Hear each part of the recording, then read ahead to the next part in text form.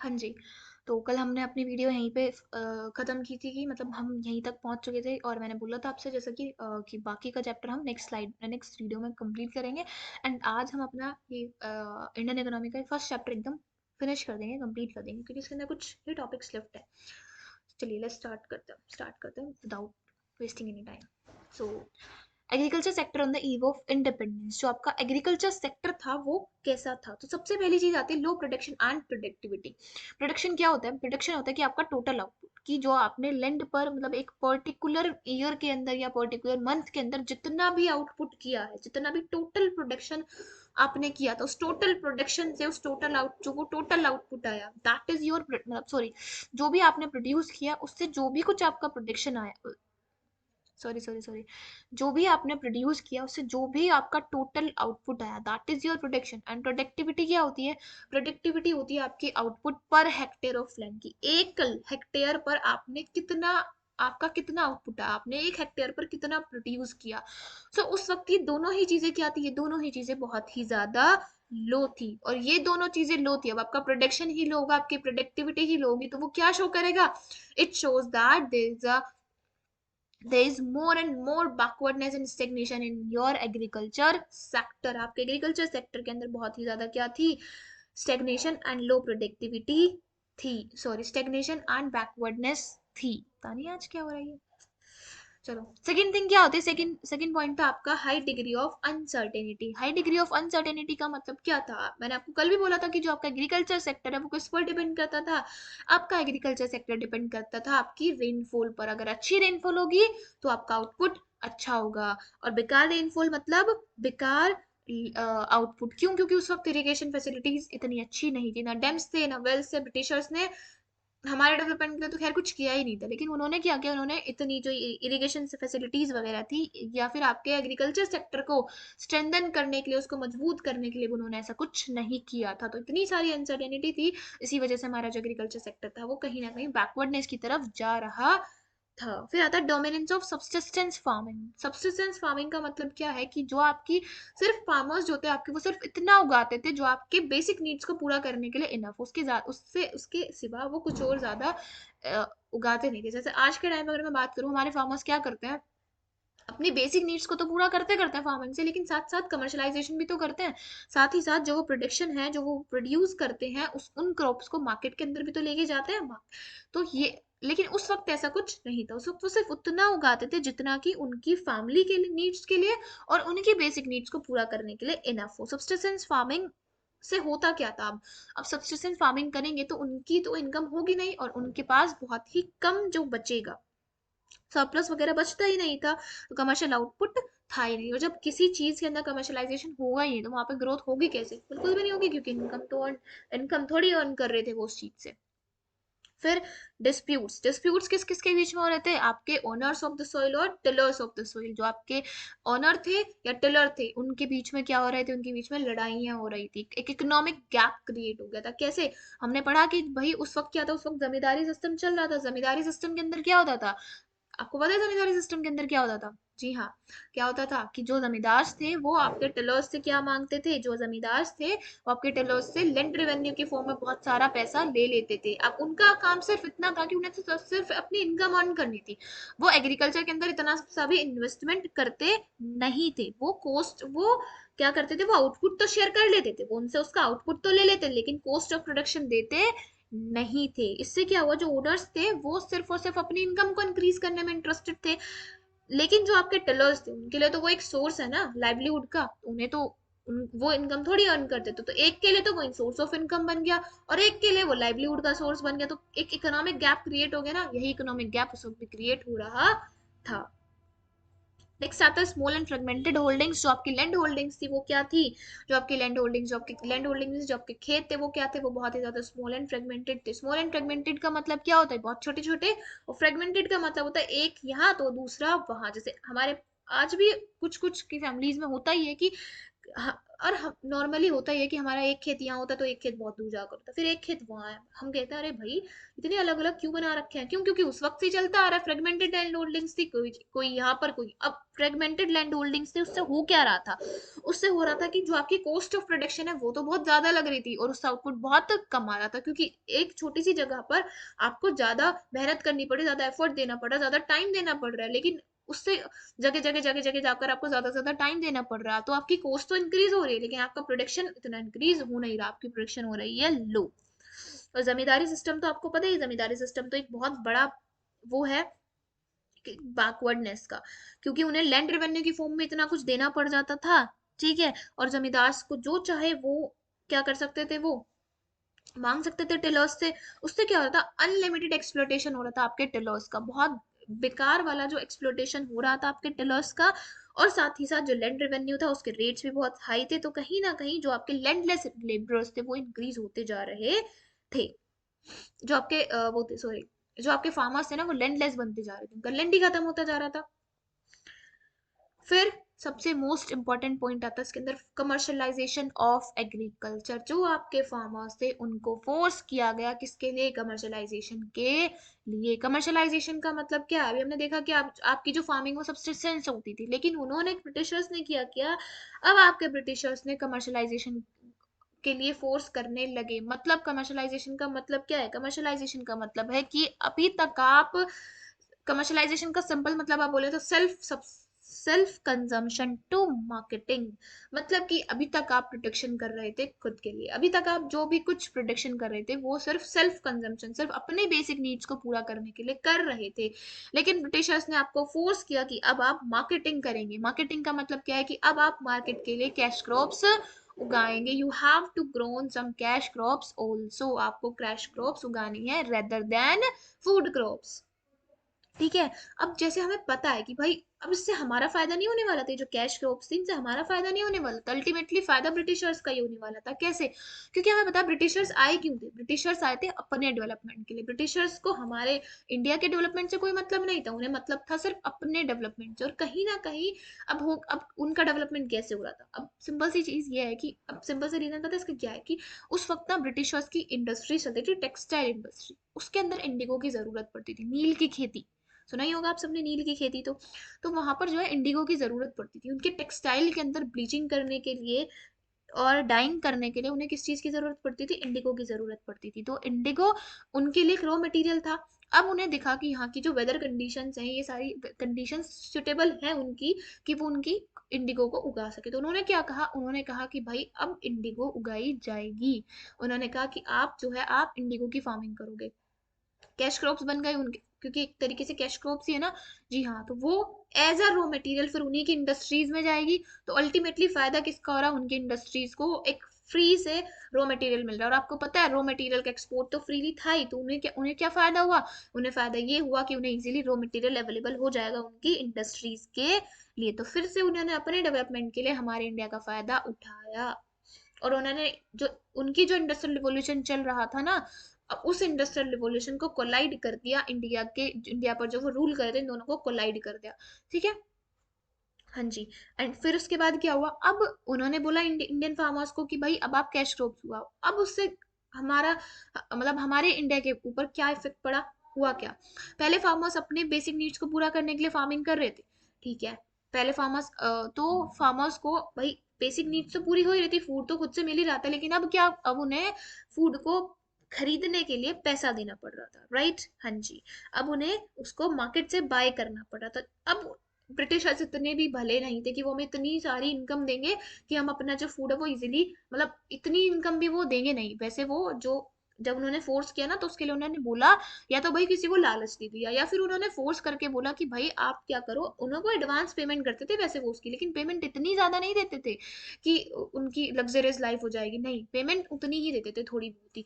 उससे क्या हुआ, उससे कहीं ना कहीं आपके, उससे क्या हुआ, आपके जो फार्मर्स थे उनको अपनी बेसिक नीड्स को मार्केट, मतलब उनको फूड को खरीदना पड़ रहा था, कैश क्रॉप से फायदा हो नहीं रहा था, क्यों नहीं हो रहा था, क्योंकि कैश क्रॉप्स तो रॉ मटेरियल की फॉर्म में जा ही रही थी ब्रिटेन, उससे तो कोई फायदा नहीं हो रहा था, जो बेसिक नीड्स पहले पूरी होती थी फार्मिंग से अब वो भी नहीं हो रही है। अब इतनी सारी चीजों से क्या हुआ, जो ये अनसर्टेनिटीज मार्केट के अंदर आई, इससे क्या हुआ, जो फार्मर्स थे वो कर्जे में जाते चले गए, उनको उनके ऊपर डेब्ट बढ़ता चला गया, बढ़ता चला गया, बढ़ता चला गया। और उससे क्या हुआ, उससे आपके जो एग्रीकल्चर है उसके अंदर और भी ज्यादा मतलब एक रुकावट आ गई, आपकी जो ग्रोथ थी वो हो नहीं रही थी, स्टेग्नेशन आ गई, बैकवर्डनेस आ गई, पॉवर्टी और भी ज्यादा इंक्रीज हो गई, और एग्रीकल्चर सेक्टर जो है वो धीरे धीरे धीरे धीरे लोअर होने लगा। ठीक है, तो इन सब चीजों से हमें पता चला कि हमारा जो एग्रीकल्चर सेक्टर है वो कैसा था, स्टेग्नेशन थी, उस ग्रोथ थी नहीं।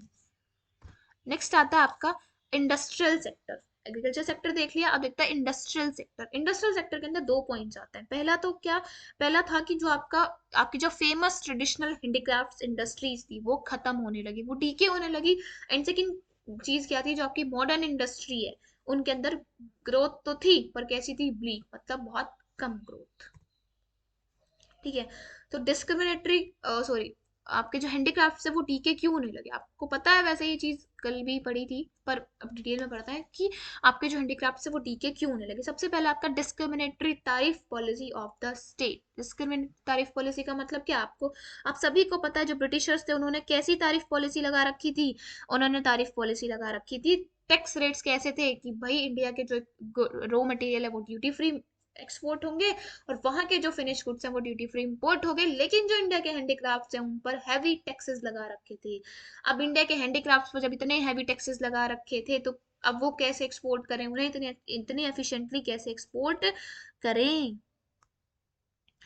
और इससे क्या हुआ, इससे कहीं ना कहीं जो, और उनके तो finish goods duty free import होते थे, तो उन्होंने क्या कर रहे, उन्होंने इंडियन मार्केट्स को कैप्चर करना स्टार्ट कर दिया और इंडिया के हैंडीक्राफ्ट्स टीके होने लगे। डिसअपीरियंस ऑफ प्रिंसली कोर्ट्स, राजा महाराजा वाला जो सिस्टम चलता था पहले, पहले क्या होता था कि ब्रिटिशर्स के आने से पहले राजा थे, नवाब थे, रजवाड़े थे, ये सारी चीजें थी, लेकिन ब्रिटिशर्स ने इनको खत्म कर दिया। अब जो राजा महाराजा वाला टाइम था वो तो एनकरेज करते थे आपके इंडियन हैंडीक्राफ्ट्स को, आपकी आर्ट को एनकरेज करते थे, एक्सपोर्ट करते थे बहुत ज्यादा, और वर्ल्ड वाइड रेपुटेशन थी। लेकिन जब जैसे प्रिंसली कोर्ट्स खत्म हुए, जैसे जैसे प्रिंसली कोर्ट डिसअपियर होने लगी, वैसे वैसे आपका हैंडीक्राफ्ट्स भी डीके होने लगे। Competition from machine made products, competition from, अब जो ब्रिटिशर्स के जो प्रोडक्ट्स थे वो क्या थे, वो मशीन मेड से, उनकी क्वालिटी थोड़ी हाई हो जाती थी और उनका प्राइस कम हो जाता था और फास्ट प्रोडक्शन होता था। लेकिन हमारे तो इंडियन के तो हैंडमेड थे, तो हैंडमेड के अंदर टाइम भी ज्यादा लगता है भाई, कॉस्ट भी ज्यादा लगती है, और इतनी ज्यादा मतलब, मेरे अगर जनरल पॉइंट ऑफ व्यू से मैं कहूँ तो मुझे, अगर मैं हैंडमेड बोलूँ तो हैंडमेड से भाई क्वालिटी अच्छी आती है, लेकिन उन्होंने, उनका कहना क्या है कि वो कहते हैं कि भाई उनकी क्वालिटी जो इतनी अच्छी आ नहीं रही थी, क्योंकि जो ब्रिटिश के जो मशीन मेड प्रोडक्ट्स थे उनकी क्वालिटी ज़्यादा अच्छी थी। हाँ, कुछ प्रोडक्ट्स ऐसे होते हैं जो मशीन से ही अच्छे बनते हैं, तो वही चीज़ उस वक्त भी हुई कि जो जो मशीन से बने हुए प्रोडक्ट्स हैं उनकी क्वालिटी वगैरह अच्छी थी। और जो हमारे इंडियन हैंडीक्राफ्ट्स वाले जो टेक्सटाइल इंडस्ट्रीज थी वो उनके उस मशीन मेड प्रोडक्ट से कम्पीट नहीं कर पाई। अब जब जहाँ आप कंपटीशन होगा और आप compete नहीं कर पाओगे तो आप क्या होगा, अल्टीमेटली आप फॉलो जाओगे। वो भी उनके साथ भी वही हुआ। सो इसलिए stick to your competition. Next आता है new patterns of demand. New patterns of demand का मतलब क्या है कि जो ब्रिटिशर्स के जो वो इम्पोर्ट होते ना फिनिश गुड्स, एक ग्रुप इमर्ज हुआ हमारे इंडिया के अंदर। उन्होंने क्या कहा, उन्होंने ब्रिटिशर्स के जो सस्ते गुड्स थे, चीप गुड्स थे, और उनको क्या हमारा कल्चर भी चेंज हुआ, उनकी थिंकिंग भी चेंज हुई, और उन्होंने उनके गुड्स की डिमांड करनी स्टार्ट कर दी, जिससे क्या हुआ, एक नई क्लास इमर्ज हुई। उन्होंने इंडियन प्रोडक्ट्स की रेदर देन इंडियन प्रोडक्ट्स, उन्होंने ब्रिटिश प्रोडक्ट्स को डिमांड करना स्टार्ट कर दिया, जिससे हैंडीक्राफ्ट्स ये हो गए। फिर introduction of railways in India. अब इंट्रोडक्शन ऑफ रेलवेज का मतलब ये नहीं है कि ब्रिटिशर्स ने हमारे डेवलपमेंट के लिए रेलवेज को इंट्रोड्यूस किया था, जी नहीं, यहाँ पर भी उन्हीं का ही सेल्फिश मोटिव था। क्या सेल्फिश मोटिव था, वो ये था कि भाई अब अगर वो रेलवेज को इंट्रोड्यूस करेंगे तो कहीं ना कहीं उनके गुड्स इजीली यहाँ पर ट्रांसपोर्टेड हो सकेंगे, तो उन जो हमारा मार्केट है वो उन्होंने इंडियन मार्केट्स को एक्सपेंड कर दिया अपने फिनिश गुड्स के लिए। अब वो उनके जो फिनिश गुड्स है वो और भरपूर मात्रा में हमारे मार्केट्स के अंदर आ सकेंगे। रेलवेज का ये फायदा हुआ था, हमारे इंडस्ट्रीज के लिए कोई फायदा नहीं हुआ रेलवेज का उस वक्त भी, उससे भी हमारे हैंडीक्राफ्ट कम हो गया भाई। एक बात बताओ, आपके पास आप आपने देखा कि दो शॉपकीपर्स, एक शॉपकीपर से आप डिमांड करते हो वो 10 दिन के अंदर एक ही प्रोडक्ट को लेके आता है, वो भी थोड़ी सी कॉस्ट हाई पे। लेकिन जो शॉपकीपर सेकंड है वो क्या करता है, वो आपकी डिमांड को 2 दिन में पूरा कर देता है, और वो भी लो कॉस्ट पे। आप कहाँ जाओगे, ऑब्वियसली सी बात है, आप शॉपकीपर 2 के पास जाओगे, वो इंडियंस ने किया। फिर next is your bleak growth of modern industry, कि कुछ सिर्फ ग्रोथ जो थी वो हो तो रही थी लेकिन बहुत ही कम हुई। क्यों हुई? क्योंकि सिर्फ कुछ ही इंडस्ट्रीज थी, ओनली अ फ्यू इंडस्ट्रीज, सिर्फ कुछ इंडस्ट्रीज जो है वो एस्टेब्लिश की गई उस वक्त। क्यों? इंडस्ट्रियल नीड्स को पूरा करने के लिए। वर्ल्ड वॉर फर्स्ट और वर्ल्ड वॉर सेकंड के टाइम पे इंडस्ट्रियल नीड्स इमर्ज हुई, इंडस्ट्रियल नीड्स को पूरा करने के लिए सिर्फ कुछ इंडस्ट्री सेटअप की गई, जैसे Tata iron and steel industry. वैसे एक क्वेश्चन है, वेट, हाँ जी, जो आपकी टाटा आयरन स्टील इंडस्ट्री थी वो कब फाउंड हुई थी? वो 1907 में फाउंड हुई थी, राइट।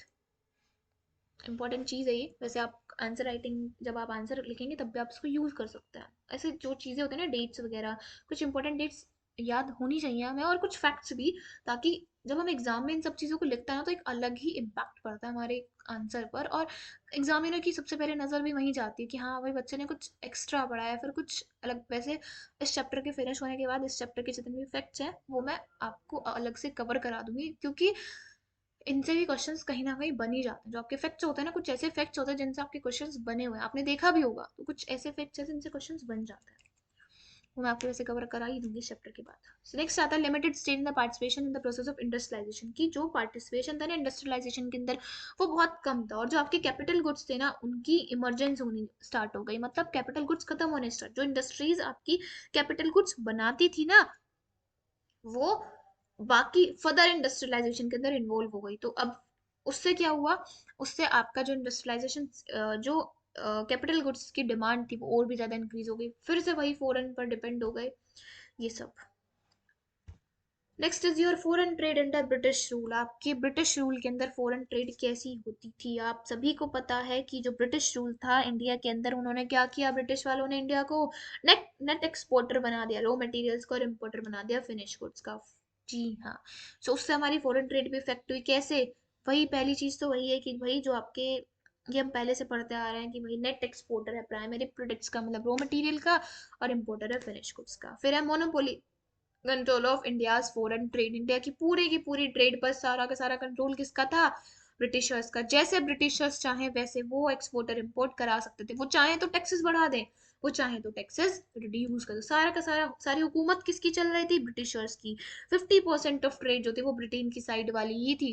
50% जो ट्रेड का फायदा था वो सारा ब्रिटेन वालों, 50% क्या 90%, लेकिन जो 50% से ज्यादा जो ट्रेड थी वो सिर्फ ब्रिटेन के साथ होती थी। कहने का मतलब ये है, कहीं ना कहीं एक हुकूमत चल रही थी, मोनोपोली कंट्रोल था ब्रिटिशर्स का इंडिया की ट्रेड पर।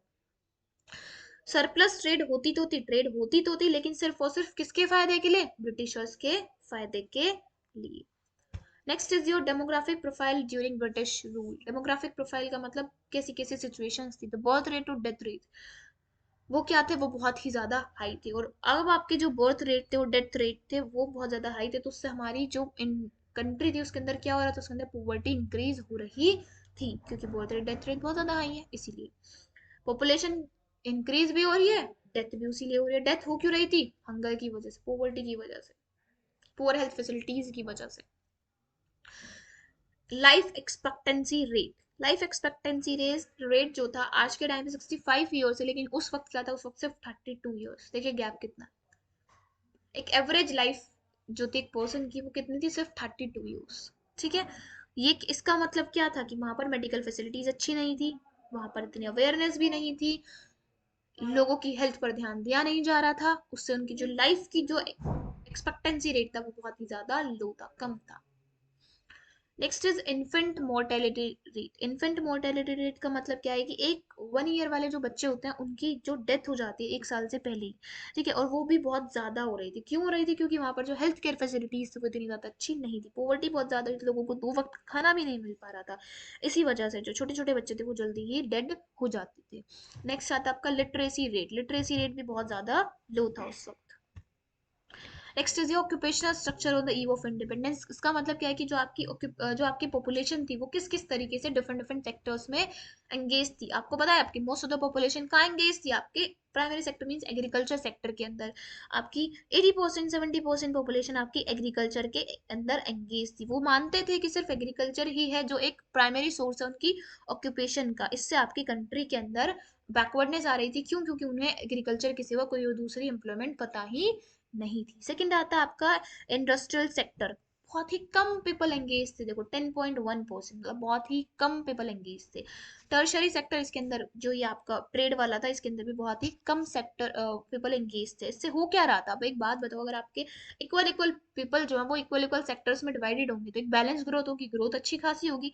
अगर लोग इक्वली डेवलप्ड होंगे, इक्वली अरेंज्ड होंगे सारे सेक्टर्स में, इंडस्ट्री को भी अच्छा, इंडस्ट्री भी ग्रो होगी, अगर एग्रीकल्चर सेक्टर भी ग्रो होगा, अगर तीनों सेक्टर्स एक साथ अच्छे से ग्रो होंगी तो आपकी जो आपकी इकोनॉमी की जो ग्रोथ है वो बैलेंस हो जाएगी। लेकिन जब आपके सेक्टर्स इतने अच्छे से अरेंज नहीं है तो आपकी ग्रोथ कैसे होगी? आपकी इम्बैलेंस ग्रोथ हो जाएगी। उस वक्त भी वही हो रहा था, इम्बैलेंस ग्रोथ हुई और उसकी वजह से बैकवर्डनेस आ रही थी।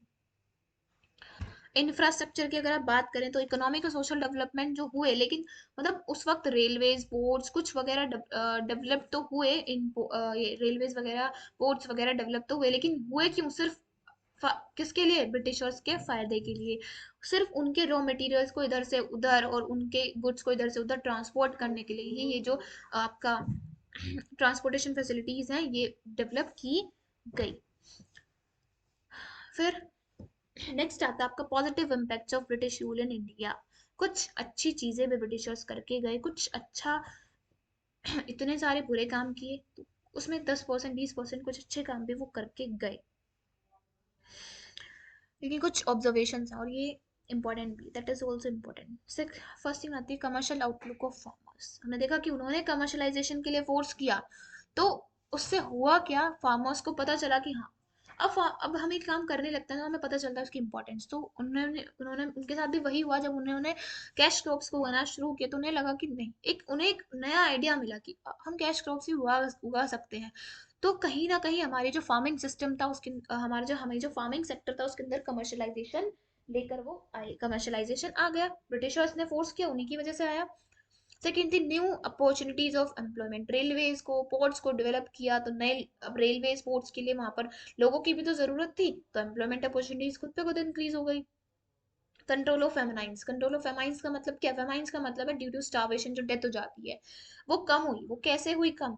क्योंकि ट्रांसपोर्टेशन फैसिलिटीज आ चुकी थी, रेलवेज वगैरह आ चुके थे, तो फूड जो था वो टाइम पर डिलीवर हो जाता था, तो इतनी ज्यादा स्टार्वेशन, लोग भूखमरी से नहीं मरते थे, स्टार्वेशन वगैरह कंट्रोल हुई। मॉनेटरी सिस्टम ऑफ एक्सचेंज, ये आपको पता ही है कि जो आपका मॉनेटरी सिस्टम है, आपके पैसे कौन लेके आता? आपके ब्रिटिशर्स। आपके ब्रिटिशर्स के आने से पहले क्या चलता था? बार्टर सिस्टम, गुड्स गुड्स के लिए एक्सचेंज होते थे, लेकिन ब्रिटिशर्स जो थे वो monetary system of exchange, monetary system आपका लेकर आए। Next is efficient administration. जी हाँ, आपके जो ब्रिटिशर्स थे इतना अच्छा एडमिनिस्ट्रेशन सेटअप करके गए थे जिसने हमारी कंट्री के फ्यूचर को भी क्या, हमारी कंट्री के फ्यूचर के लिए एक बेस प्रिपेयर कर दिया। हमारी कंट्री के लीडर्स आज भी, अगर मैं कुछ लीडर, आज भी कुछ ऐसी चीजें हैं जो हम ब्रिटिशर्स पॉलिसीज बना के गए थे, वो पॉलिसीज बहुत अच्छी उन्होंने बनाई जो हमारी कंट्री के लिए आज भी हेल्पफुल हैं और हम आज भी उन्हें यूज करते हैं। तो एक सबसे बेस्ट पॉइंट यही था कि जो एडमिनिस्ट्रेशन उन्होंने सेटअप किया था वो बहुत ही ज़्यादा एफिशिएंट और अच्छा था। एक बहुत ही अच्छा एक डिसिप्लिन वो सेटअप करके यहाँ पर गए थे, जो आज भी जो हमारी कंट्री के लिए क्या हो रहा है? बेनिफिशियल है। और हमारी कंट्री के फ्यूचर पॉलिटिशियन, मतलब हम जो आज के टाइम के जो पॉलिटिशियंस हैं उनके लिए बहुत ही ज़्यादा हेल्पफुल भी है वो पॉलिसीज वगैरह। सो इसी के साथ आपका ये चैप्टर होता है फिनिश। एंड मिलेंगे नेक्स्ट वीडियो में, जो आपकी किसकी होगी, जो आपके इंपॉर्टेंट पॉइंट्स इस चैप्टर के अंदर दे रखे हैं उनकी होगी, जो blue blue box and green green boxes है, क्योंकि कभी कभी इनसे भी क्वेश्चंस आपके बन जाते हैं। सो तब तक के लिए thank you very much. And अगर आप लोगों को मेरी वीडियो पसंद आए तो please like subscribe and share.